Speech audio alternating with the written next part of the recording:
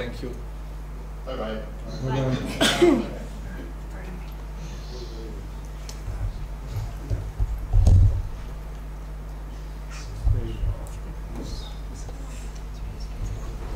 So we will continue with our discussions until about 5:30.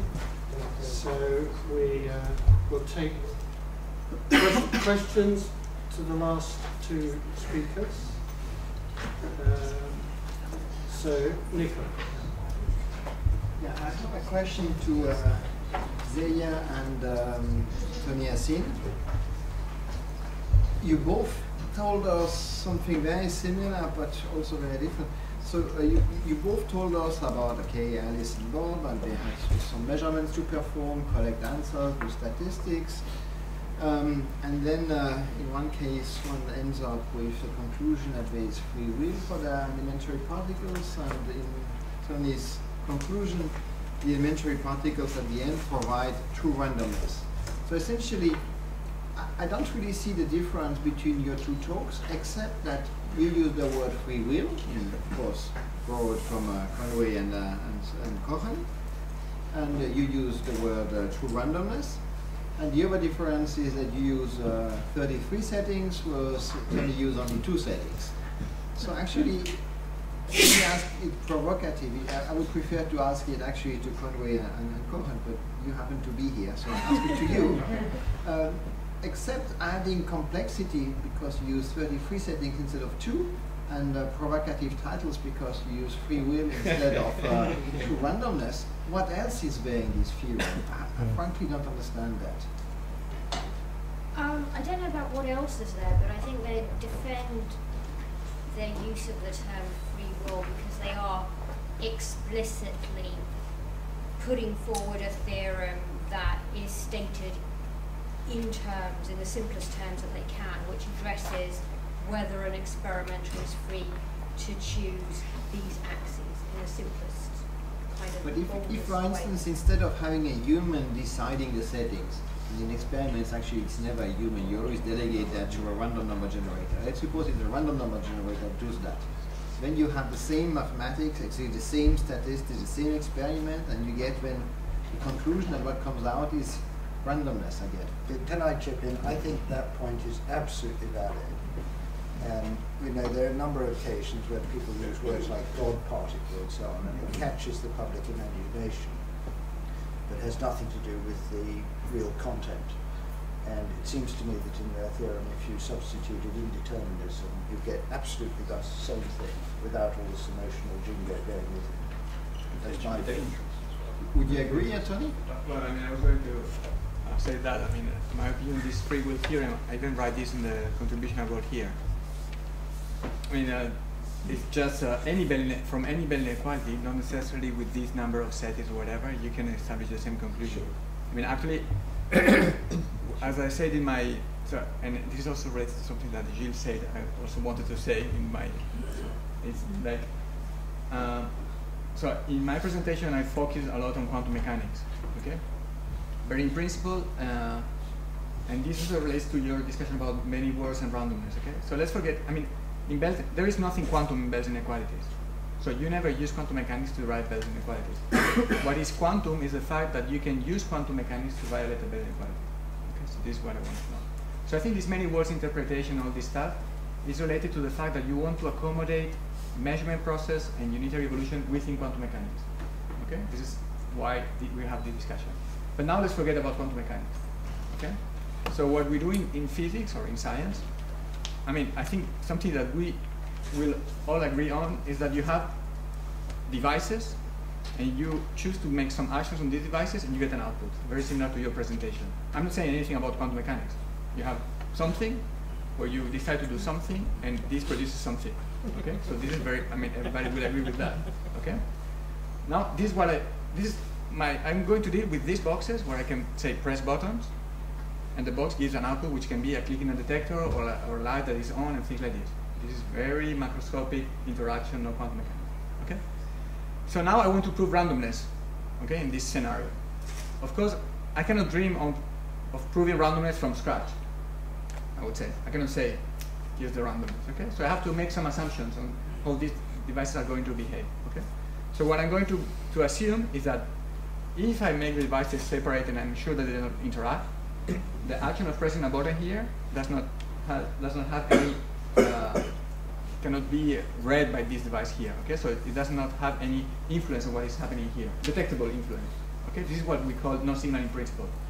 Okay, everything is very clean, no quantum description, nothing. Okay, then we know there are several people. I know a paper by Valentini, but there are some other people who prove that if you observe non-local correlations, which is described without quantum mechanics, okay, it means that these Bell inequalities are violated between these two boxes, and you believe that these two boxes don't have effect one into the other, okay?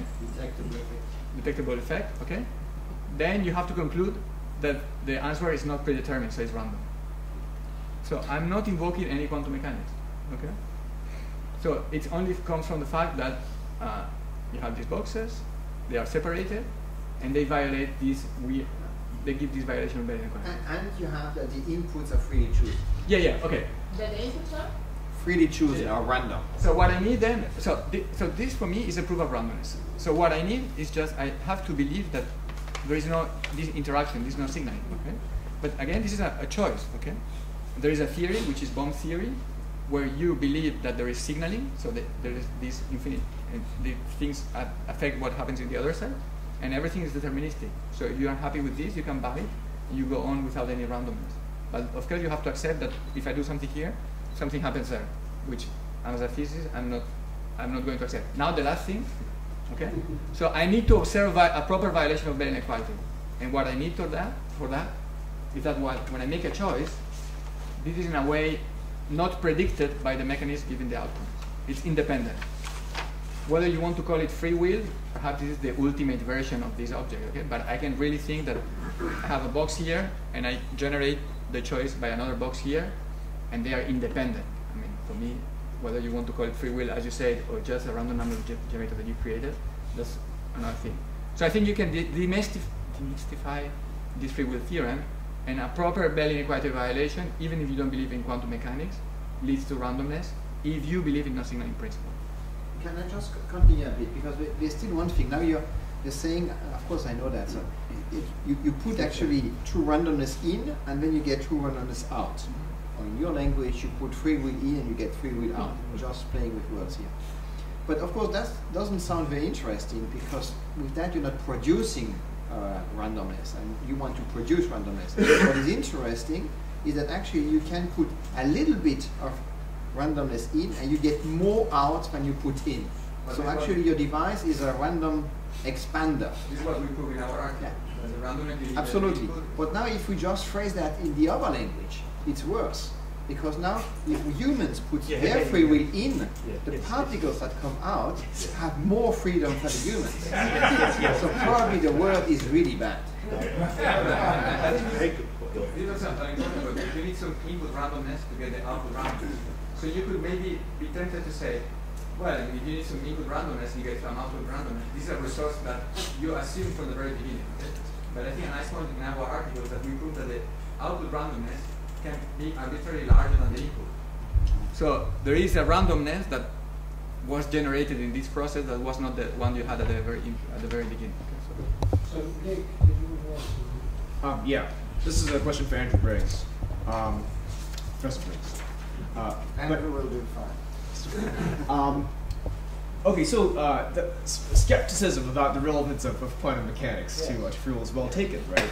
And so one line of thought might be that if the longest coherence time of a superposition of states that we can measure in the brain turns out to be too short, then it just might not matter, right? Here's a different line of thought about how quantum mechanics could be relevant to free will. And it's a line of thought that proceeds along, kind of normalization group philosophy or emergence, that kind of direction. And so the idea is that might it, be the case that you can't just start with some arbitrary theory underlying the macro theory, and then coarse grain, and then come up with the kind of macro theory that we use to describe our brains? Might it be the case that quantum mechanics is either necessitated by this kind of consideration, or is part of a class of theories that's necessitated by this kind of consideration? Was the question clear, or it's fuzzy? No, it helped me. So so here's one possibility, right? So one possibility is that, like the macro coarse-grained theory, has degrees of freedom that are totally independent of the underlying theory. And this is the kind of thing we see happening in statistical mechanics and QFT, right? And if that's the case, then this line of argument doesn't work. You just say that whatever the underlying theory was, the micro theory, it doesn't matter for the kinds of degrees of freedom you get in the macro theory. But now, a line of attack that's orthogonal to the one you presented would be to try to say that, in fact, the degrees of freedom of the micro theory are relevant in some way, right? Even though not directly. That you kind of need those sorts of degrees of freedom in order to get So I suppose this is the funny thing about emergence, isn't it? The funny thing about emergence is that we're saying that as you build up the complexity of something, so properties emerge that you would not have deduced from the properties of the constituent parts. Nevertheless, and here's the funny bit, everything that you see in the emergent properties is consistent with the detailed mechanisms of the component parts. That's the funny thing. So I think that you can helpfully apply that to concepts like self, and maybe to concepts like responsibility as well. I suppose what I'm saying is that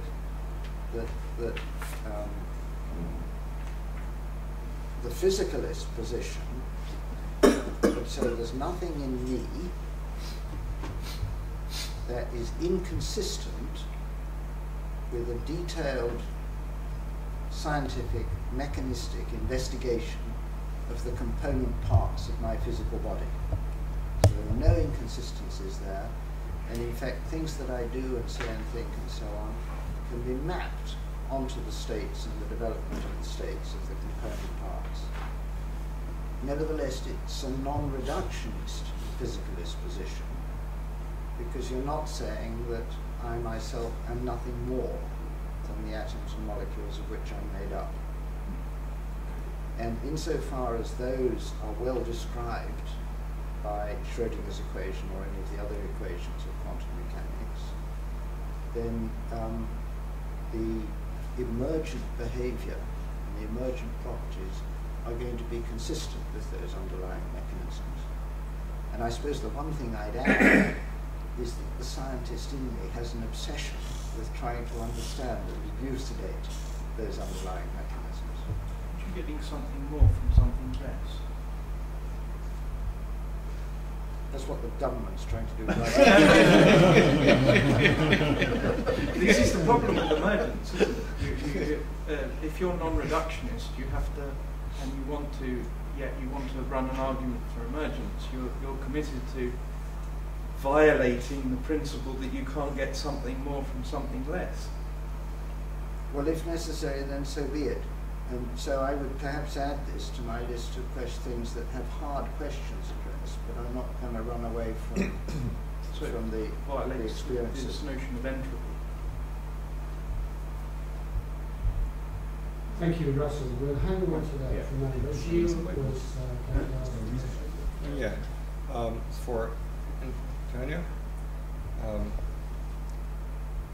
in your last slide, where you showed one could choose between a certified,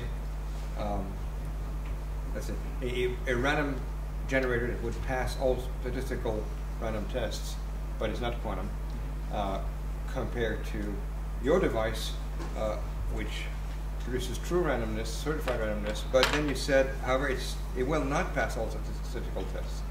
Why is that? Why does your device pass the tests? Well, what I'm Okay, so what I mean is that I can give you situations where you have a Bell inequality violation, okay, but the symbols you have a bias towards one of the outcomes, okay? So it's trivial, but they won't pass the randomness test. Fine. Okay? But once you have that, if you have true entropy of randomness, then from that data you can classically distill perfect randomness. Yeah, exactly. So why would you do it? No. Okay. So why would you stop there? No. Simple classical. No. If I'm the provider, you come to me. I mean, I will use that, and I will make this post-processing, and I will give you the clean list of random data. Well, maybe you will have to pay more for that. Oh yeah. Sure. My only point was that I can give you a device, I mean a physical device, where you can see that you pass on the randomness test, and I can give you another device where you fail. Okay. Now let's more think about in a conceptual, not as a provider. Okay.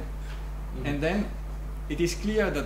To me, it is clear that the second device, which doesn't pass what we accepted as a randomness test, I mean, it's more valuable. It fails, but it has certified random, where the other devices is less clear. Of course, if you come to me in the end, I will sell you perfectly that pass all possible randomness tests that you can imagine. Well, I guess so. And even if they don't pass it, then I believe there is a certified random. Okay? Well, I know I can do it in such a way that they pass. Okay? Well, and if it doesn't pass the test, it's because that test is wrong. I would even say that. Yes, I want to read. It's a question for Zia. First, I had the same concern than Nicolas, so we don't return on this about the difference between free will and true, or the non-difference between free will and true randomness. But I want to return on this statement, if we accept the term free will, that they say that if humans have free will, there so do elementary particles. I think we can challenge this on the basis of the before experiment from Nicolas and Antoine. Why? Because there's a long tradition of pantheistic vision of quantum mechanics. I have a video from Freeman Dyson, for example, I interview on my computer, where he's saying, oh, in nature, the electrons seem to operate, is very careful, seem to operate something like a choice, okay? So you have in France, Jean Charron, who was a famous, in France, physicist, saying that there is a spirit or a consciousness in the electron or in the elementary particles. But I think this is ruled out by the experiment in the before, because, of course, it's not one particle who can give the answer. I think if you accept the free will idea, the free will theorem idea, that if we are free to make a choice, and we ask to the particle, what is your spin? The answer of the particle must be from some agent which has some free will. Okay, but this agent cannot be the particle, because in the before situation, it cannot be one particle or the other particle who give the answer. Okay, it must be outside or be at another level, and I think that's a very interesting thing. I want to know if Antoine agrees with me, because it's a progress. I think it's the first time we can say that a pantheistic vision is ruled out by an experiment, and show you that physics sometimes have real philosophical implication. Well, I thank you for this comment. Actually, in my article, The General Free Will Theorem, I question the theorem of Conway and Cohen, in the sense that I show they have to establish his theorem, they are implicitly assuming the result of the before experiment. So that is the first point. The second point is exactly what you tell, that we cannot state this particle is free, because then you are locating in the space and time. Actually, the formulation in the second article in the strong free will theorem is more precise. They are putting things, formulating things in a language that allows you the interpretation that comes from outside space-time. However, as Celia told us, for the media, the formulation is, if I am free, then particles are also free. Well, and that is why I come with this idea of the jump bells. This means that you have to accept not that particles are free, but that some what outside the space-time you have beings that are not material and that are in a sense steering certain phenomena in our visible world. And I would even say that when we are speaking on aliens, you know, or on many worlds, is actually a way to escape speaking about jump bells. Can I comment just precisely on that one? Yes, Because you said again, and I heard that already, but I don't really understand it, that the before experiment was somehow assumed by Conway and Cohen. Yes. So would you say the same about Tony's experiment? Yes.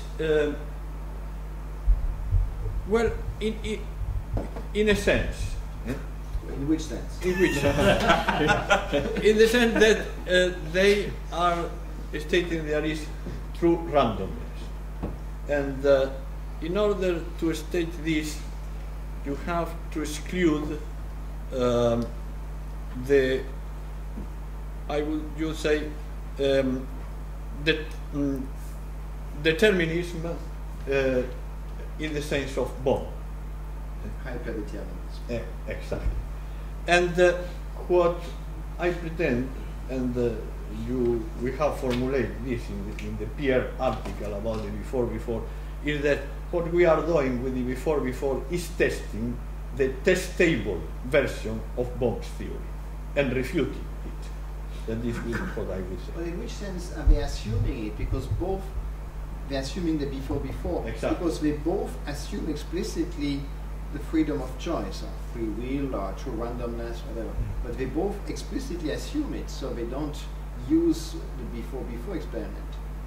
What you say is actually they could have saved this assumption by exploiting the before experiment. You say in the case of Conway-Cohen.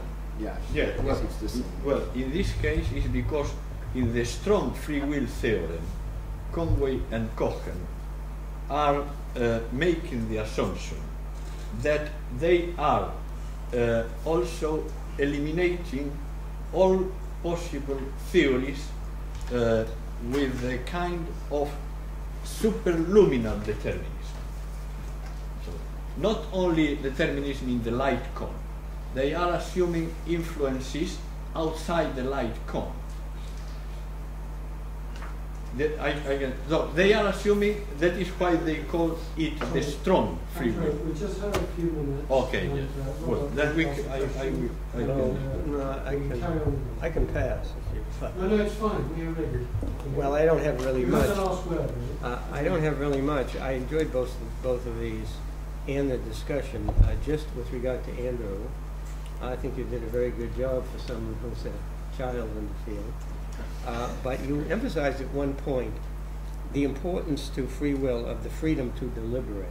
You mentioned that. And the other was the freedom to develop character. And I want to second those claims, because my own view about free will, which will be brought out tomorrow, emphasizes those two things very prominently as part of free will. And I think that is part of the distinction that has been drawn through the tradition between free will and free action. And I believe that distinction has to be made. Free will is a deeper thing, and it does involve deliberation. It does involve the formation of character, and all of those things. And that is what makes it something deeper and more difficult to understand, and yet in some ways more important than just ordinary freedom of action. The modern tradition since the 17th century has tried to reduce free will to free action. The medieval philosophers did not do that, from Augustine onward, and Russell will agree with me on that, right? Will you? Yes? And I think they have lost something in the process in modernity with regard to what free will really was in tradition. And it does include those things, but it's just a thought. Okay. Well, thank you very much, everybody. As you will remember, I think we're going to have our photo taken. And then we will depart at 5:45, is it? 5:45. I think probably the best thing is for everybody to decide how they would like to appear in the photograph with jackets or whatever, and take only what we need, leave everything else in the room. I'll lock it, and the photographer is waiting for us outside in the waiting terrace. Okay? And can we have consistency as to whether you want to do our name badges or not? Probably that's not the one. Be able to read them.